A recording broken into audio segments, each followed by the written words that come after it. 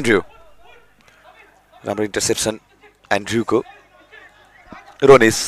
long बल सुरेश रहेका छन् target म्यानको रूपमा सुरेश कुमाल जित्नेछन् या बाजी सुरेश कुमाल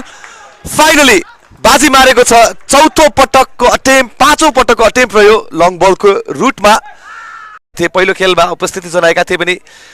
दुई खेल गुमाएका थिए यहाँ स्टार्ट पाएका छन् र पेब्याक गरेका छन् आफ्नो टिमको लागि मनाङ मोर्साङदे क्लबको लागि सुखद सुरुवात र सुरेश कुमालको लागि पनि यो सुखद सुरुवात extreme energy drink ANFA national league 2082 heavy रहन पुगेको थियो रनिसलाई लाग्न पुगेको थियो यहाँ खतरा रहन सक्छ सन्दीप देउबा शट लिनेछन् एंगल त बनाएका छन् सन्दीप देउबा र जुन इन्टरसेप्सन हेर्न सक्छौं र स्पेस पनि बनाएका थिए कुनै जवाफ रहेको थिएन दिपेश गुरुङको लागि सेकेन्ड बारको option is always a safe option गोल गर्दै यस फिक्सरलाई ओपन अप गरेका छन् इभन स्टिभन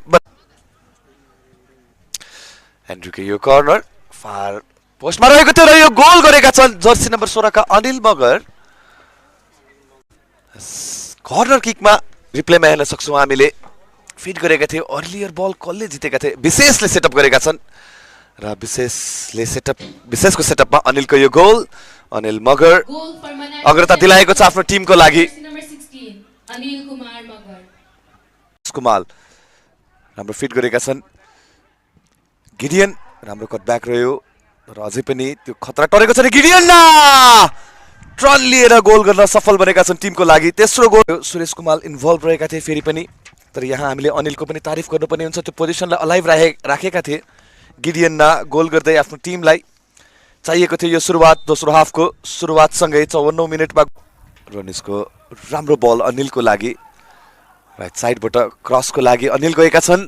र यहाँ नवराज गुरुङले गाइड गर्नेछन् फोर्थ गोल